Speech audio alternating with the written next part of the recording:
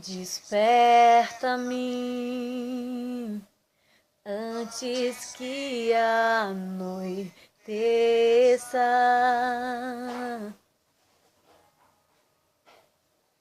antes que o azeite se acabe e se apague a chama dentro de mim. Desperta-me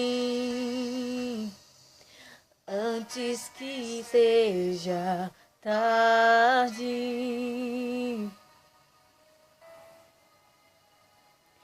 antes que tu vás embora e se arreste a saudade de ti. Desperta-me, desperta o meu amor.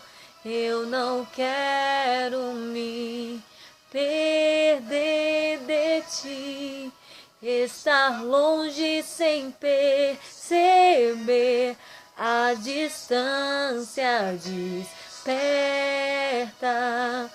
o meu amor e acolhe o meu coração, ressuscita minha paixão por ti, Jesus.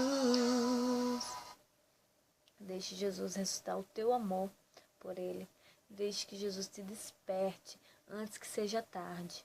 Escuta esse louvor e ponha no teu coração o desejo de despertar e voltar para a casa do Senhor e servir antes que seja tarde. Beijo para vocês, gente. Fiquem com Deus.